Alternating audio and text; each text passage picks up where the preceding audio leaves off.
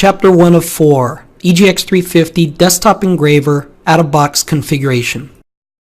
Prior to opening the box, make note of the machine serial number and register your machine with Roland in case you need service and support.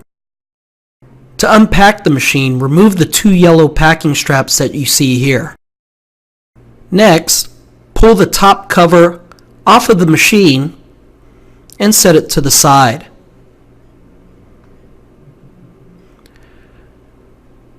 You'll want to go ahead and remove the two accessory boxes located on the top of the foam packing and set those to the side.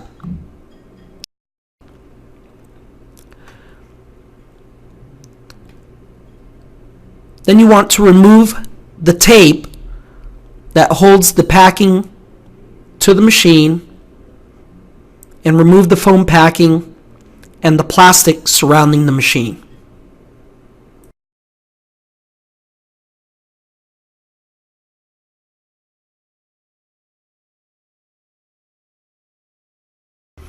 Also, you want to go ahead and remove any additional packing tape that is on the machine.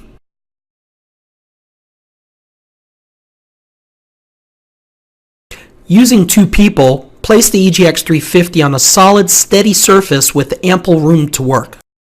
The EGX 350 includes a hex wrench, a hex driver, the vacuum hose, AC power cord, user manual and software CDs, handy panel, two spanner wrenches, the .125 engraving cutter, .010 engraving cutter, 1/8 inch and 11/64 inch collet, nose cone, and retaining screw.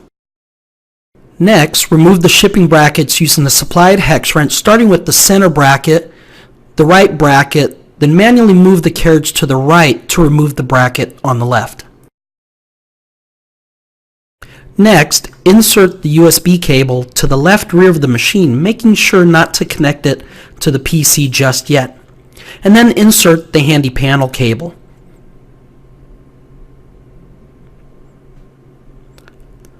On the right rear of the machine, connect the AC power cable and then press the main power switch to the on position.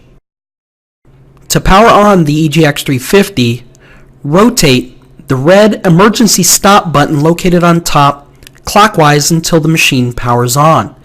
The machine will display the model and firmware version.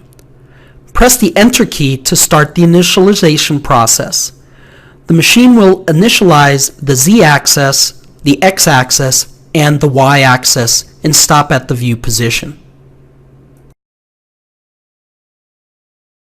To set up your collet, decide which one you want to use, either the 1/8 inch or the 11/64 inch. For our setup, we will use the 1/8 inch collet. We want to set the spanner wrench on the top of the spindle and then take our collet to the bottom of the spindle and install it, which is reverse threaded manually. Once the collet is snug, we want to set our second spanner on the bottom to tighten it down.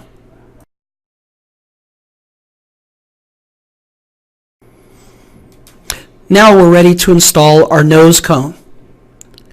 To install the nose cone, you want to thread it to the spindle unit, making sure not to cross thread it.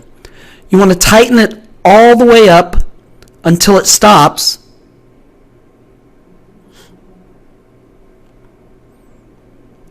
Once it stops, we want to back it off to 0. Then we want to go ahead and back it off 2 full turns, again setting it to 0. Once this is done, we want to go ahead and lock the nose cone in place by placing the retaining screw on the front side of the spindle unit.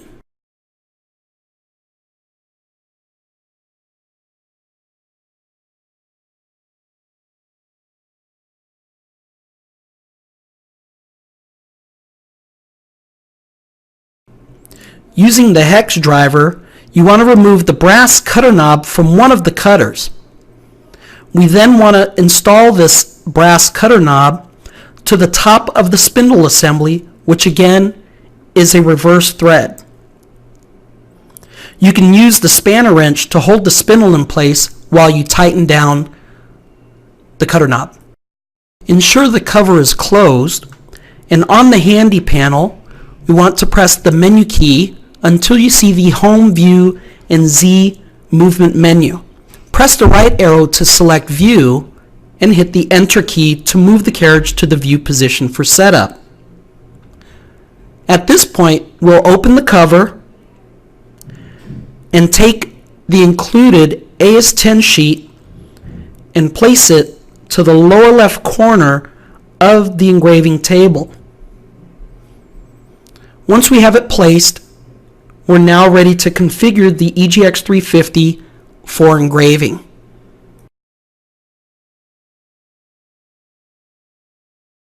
Please see Chapter 2 of 4 for configuration of the EGX 350 for scribing.